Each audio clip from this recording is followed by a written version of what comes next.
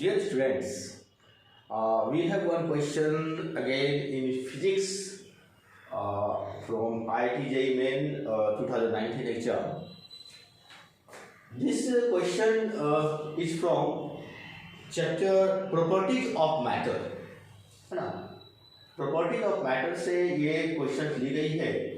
Let us read the question first. A steel wire having radius of 2 millimeter,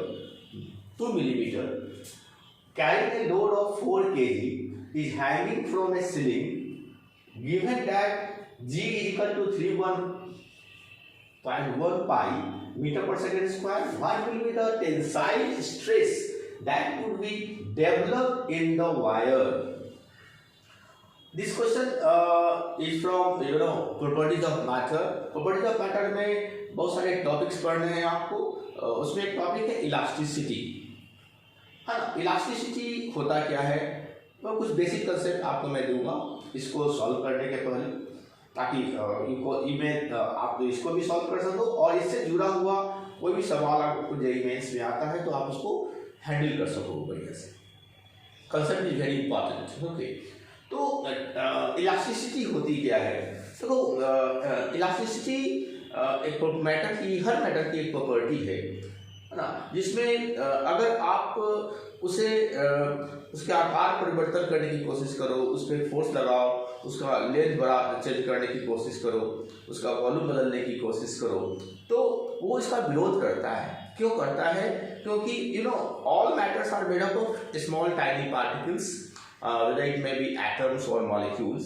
और you know very well कि हर atom, हर molecule एक दूसरे को एक attraction force से अपनी ओर पुल करता है ना. So there is intra atomic forces, intra molecular forces, वो आपस में दो मॉलिक्यूल, दो एटम के बीच में inter atomic force, inter molecular force काम करता रहता है.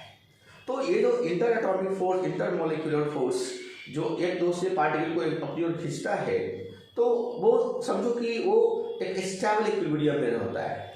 अगर आप उसे डिस्टर्ब करोगे तो वापस वो inter atomic force, inter molecular force हावी हो जाएगा, है ना, और वो काम करने लगेगा. वो फिर अपने पुराने ओरिजिनल कॉन्फ़िगरेशन में आने की कोशिश करेगा. तो नेचुरली जब आप किसी ऑब्जेक्ट पे फोर्स लगाते हो, जिसको कहते हैं डिफॉर्मिंग फोर्स, है ना, डिफॉर्मिंग फोर्स अगर आप अप्लाई करते हो तो जो मैटर है वो रिस्टोरिंग फोर्स लगाता है ना. रिस्टोर मतलब वो अपना पुराना कॉन्फ़िगरेशन प्राप्त करने के लिए दोबारा उल्टे दिशा में फोर्स लगाता है ना. फॉर एग्जाम्पल अगर आप देखो कि अगर एक वायर है, ये फिक्स्ड वायर आपने कर दिया, एक वायर है, हम वायर को थोड़ा ठीक दिखा रहे हैं, है ना. इस वायर को अगर आप इधर से डिफॉर्मिंग फोर्स लगाओगे, डिफॉर्मिंग फोर्स क्यों कहते हैं इसे? डिफॉर्मिंग फोर्स क्योंकि ये इसके आकार को डिफॉर्म करता है, इसके आकार में परिवर्तन लाने की कोशिश करता है. तो इसकी जो मटेरियल्स है, जिसको जो पार्टिकल्स है, इसकी जो मॉलिक्यूल्स, एटम्स है, ये चाहेगा कि नहीं हम अपने आकार को नहीं बदले, तो ये उल्टे दिशा में एक फोर्स लगाएगा, this is called restoring force. Restoring force. तो ये रिस्टोरिंग फोर्स जो है हमेशा डिफॉर्मिंग फोर्स के अपोजिट डायरेक्शन में काम करती है. पहली नंबर 1.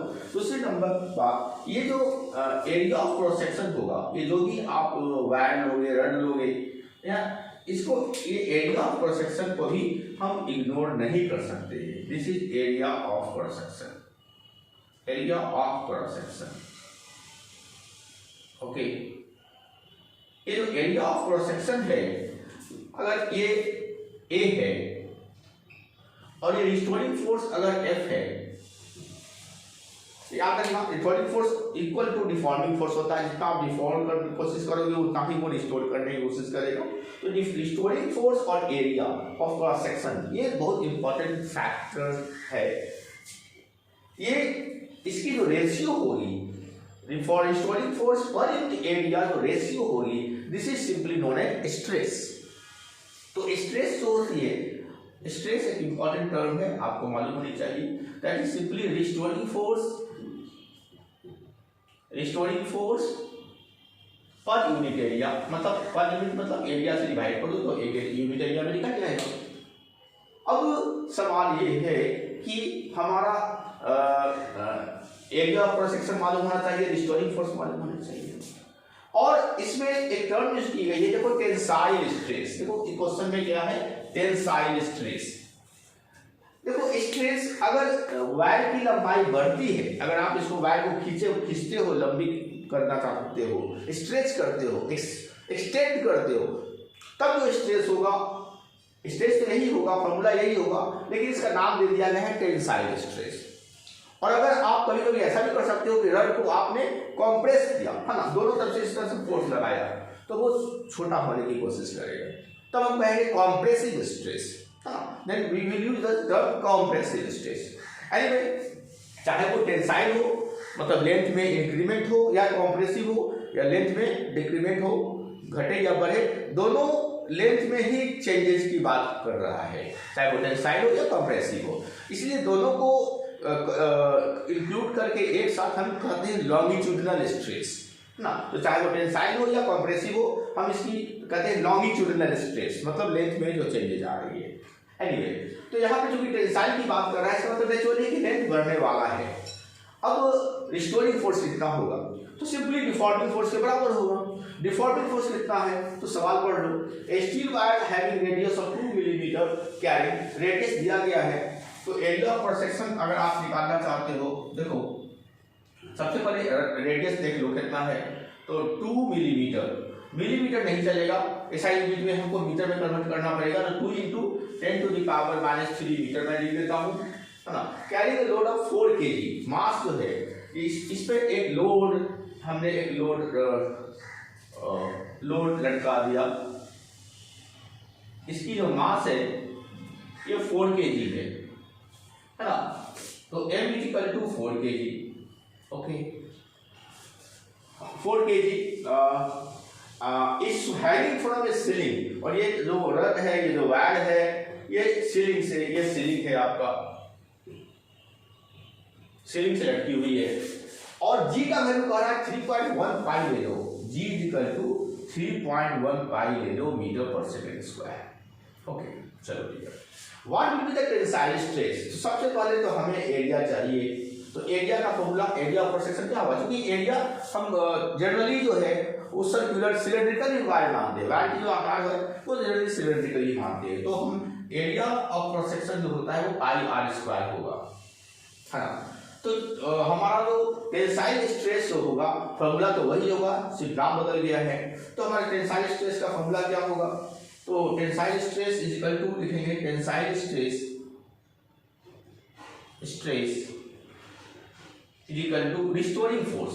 तो रिस्टोरिंग फोर्स कितना होगा, इतना, इसे हम नीचे खींचेंगे, नीचे कितना खींच रहे हैं, तो अर्थ हर चीज को नीचे की ओर mg से खींच रही है, mg, तो यहां लिख देते हैं mg, जितना mg होगा उतना ही रिस्टोरिंग फोर्स होगा, अपॉन एरिया कितना होगा πr², क्योंकि हम बनाते हैं कि ये सर्कुलर क्रॉस सेक्शन है। m का वैल्यू आपको कितना दिया गया है, 4, तो 4 लिख दिया मैंने। g का वैल्यू दिया गया है आपको कितना, 3.1 पाई, उसके बाद पाई नीचे लिख दो, r², r मैंने कितना लिखा है, 2 × 10⁻³ का होल स्क्वायर, मतलब 2 × 2 × 10⁻³ × 10⁻³ है ना, 2 बार स्क्वायर किया। अब देखो ये 2 × 2 = 4, ये 2 2 कैंसिल हो गया, पाई भी कैंसिल हो गया, तो बचा क्या 3.1, तो बचा क्या 3.1 ऊपर, और नीचे 10⁻³ मिलके -6 ऊपर जाएगा +6 हो जाएगा, 10⁻6 Nm/m²। Okay, this is the SI unit of stress, tensile stress. तो अब आप देखो सिंपल कि कितना सिंपल ढंग से ये आपका क्वेश्चंस बन गया है। एक सबसे इम्पोर्टेंट बात इसमें देखो, सबसे इम्पोर्टेंट बात ये थी कि ये जो है, ये जो फार्मूला है, ये फार्मूला आपको याद रखनी होगी, है ना, ये फार्मूला आपको याद रखनी होगी, ठीक है ना। और आपका 3.1 × 10⁻⁶, ये फार्मूला काफ़ी इम्पोर्टेंट है ना। कुछ बेसिक कंसेप्ट जो मैंने आपको दिया वो हमेशा याद रखोगे। 3.1 × 10⁻⁶ newton per metre square. So आप देखो this is the correct option, the C is the correct option. 3.1 × 10⁻⁶ newton per metre square is the tensile stress. Okay, hope you must have understood this solution of this question. Okay, thank you.